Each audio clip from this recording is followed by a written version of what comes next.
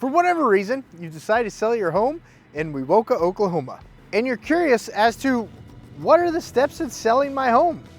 What are the things that have to be accomplished to get the job done? And you want to know a little bit more about it before you call my team and I to help you get your home sold. This video is all about those 7 steps that are involved in getting your Wewoka, Oklahoma home sold. So if that's what you clicked on and you're wondering about, that's what it's about. Let's get started right now. First step, call me. Call me so we can discuss what's got you moving. You know, what are the timelines on your move? What's the reason for the move? Because the reason for the move, the why of the move and the timeline are super important. They help us formulate the game plan when it comes to getting your home sold. Then we'll also go over things like what major upgrades have you done in the last 3 years?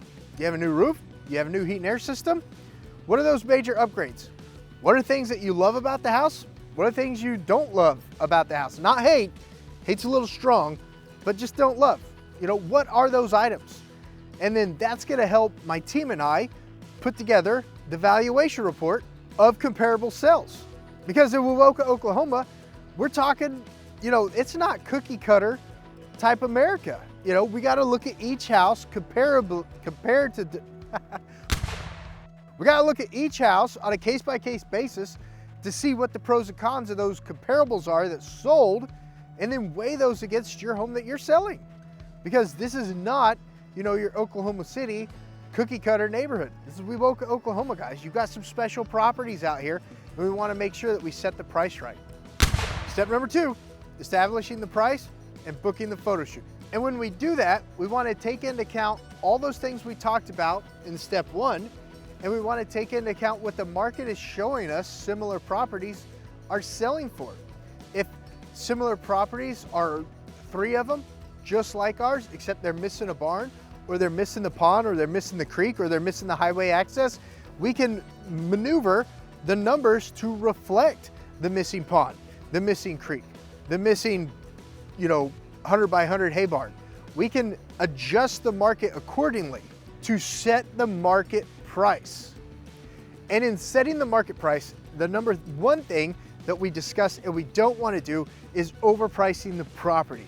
Because when a property is overpriced and it sits on the market, the longer and longer and longer it sits on the market, the more negative the property appears to potential buyers. Even buyers that just hit the market, but for whatever reason, the house may or may not have 90 or 185 days on the market, that looks negatively to potential buyers.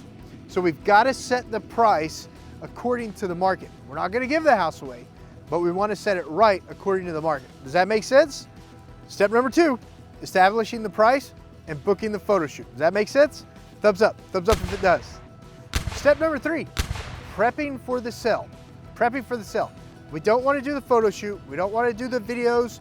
We don't want to do the 360 walkthrough until we're completely prepped for the sale. So what does that involve? First off, you're gonna want to declutter and clean twice. Declutter and clean twice, not just once, twice. You're getting ready to move, so box up everything that you haven't touched in the last 30 days, box it all up. If you haven't touched it in 30 days, box it up. You're not gonna touch it while we're selling the house, and put it in the garage, put it in the barn, put it in the shop, rent a storage unit, put it in the storage unit, but declutter and clean the house twice. Real simple question, should I get rid of this? If you haven't touched it in 30 days, yes. Yes, you should. And you've started the declutter and cleaning after you booked the photo shoot on step number 2. So you know when the photo shoot is. So you're doing all this within that timeline. Because when we come for the photo shoot, step number 3, declutter and cleaning and doing the photo shoot, we're going to shoot the whole property. We're gonna need the property for about 2 to 3 hours because the photographer's gonna shoot it. We're gonna do a 360 walkthrough on the property, very, very detailed walkthrough, pointing everything out, taking it nice and slow so that the consumer can move the camera around and see every angle of the house. It's a 360 walkthrough, see every angle of the property. If you've got 40 acres, if you got 160 acres, we're gonna walk the fence line, walk all the monuments of the property, the ponds, the creeks, the shops, stuff like that. We're gonna walk it off full HD 360 tour. That way the consumer can move the camera all around and see what it is that they're buying before they even get there. And then we're also going to shoot a guided tour through the house that's more pushing the consumer through the house in a super upbeat, super energetic manner that sells the property to the consumer. So that's why we need the house for 2 to 3 hours for the photo shoot and the videos, because we're shooting 2 different videos.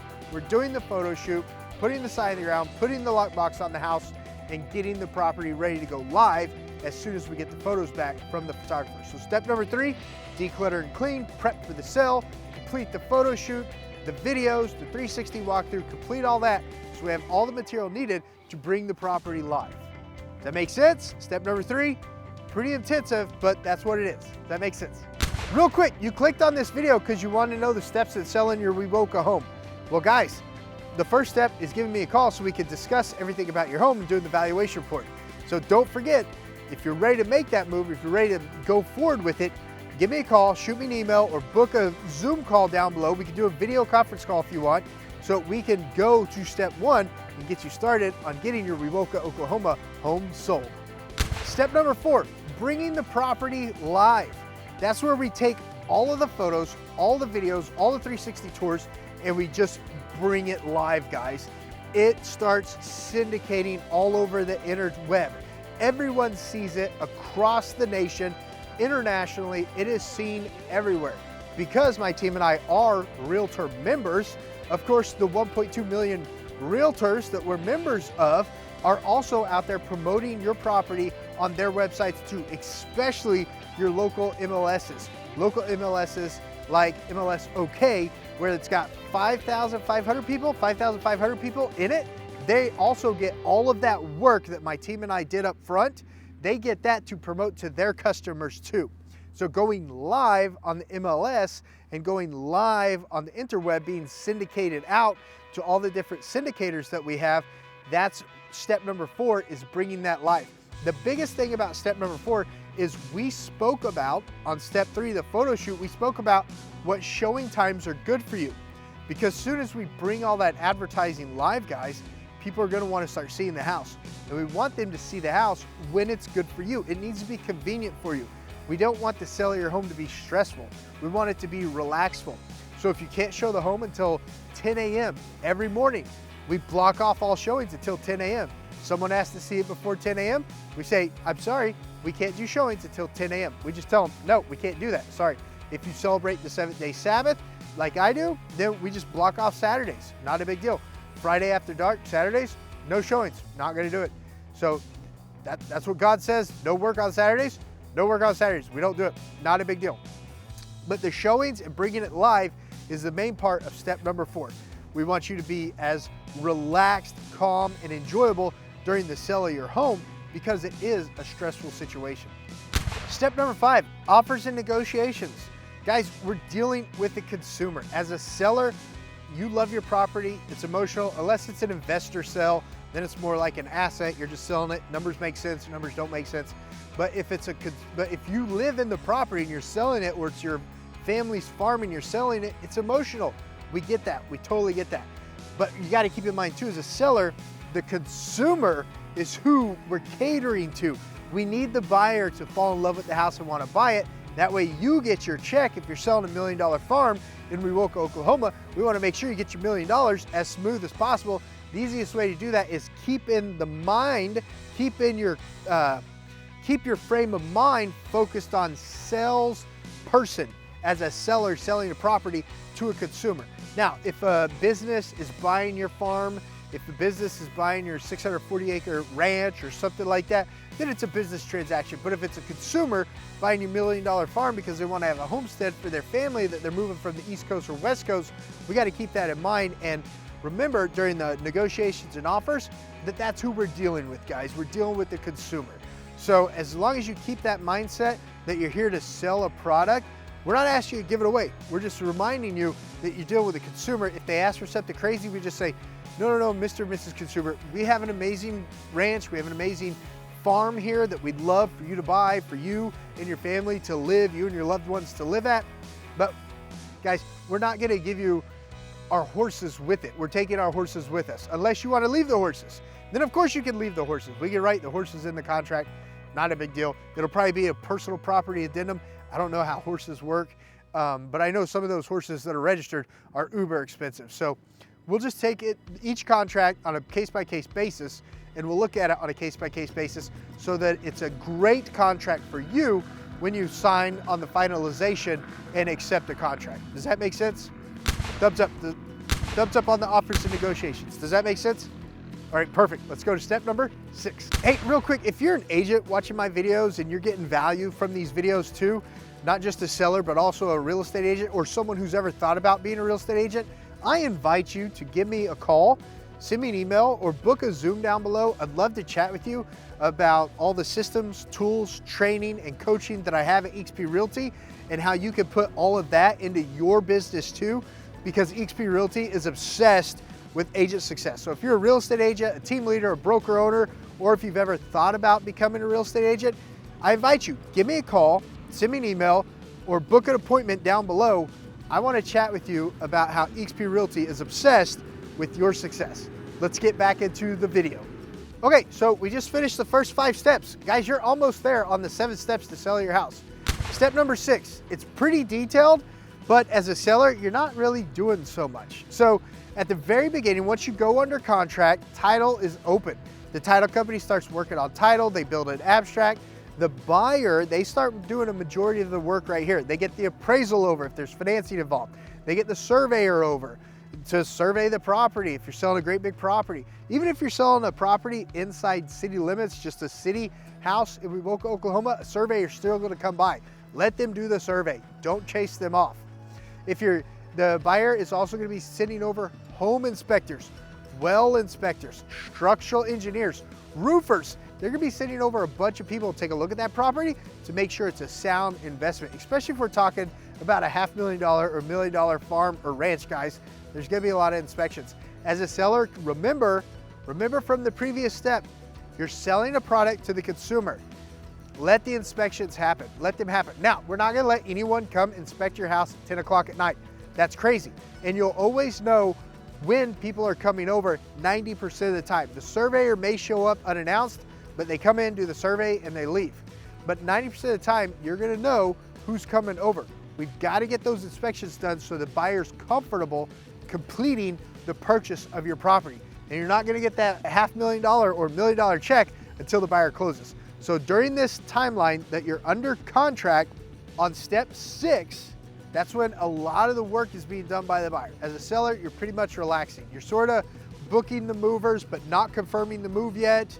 You're writing down everything that you need to get moved out. You've already decluttered and put everything in storage, so your house is pretty much boxed up, but you're really finalizing those final boxes and stuff like that at this stage. We're not confirming movers yet on step number 6. We're just getting them lined out, finishing the bids if we don't have all the bids to get everything moved out. Does that make sense? Step number 6, mainly the buyers, a little bit of seller, but mainly the buyers when selling your home. And we're selling a product to a consumer, so we've got to give a little leeway when it comes to these inspection times, the appraisal times, the survey times, the roof inspection times, etc., etc. Make sense? Thumbs up? All right, perfect. Let's talk about step number 7.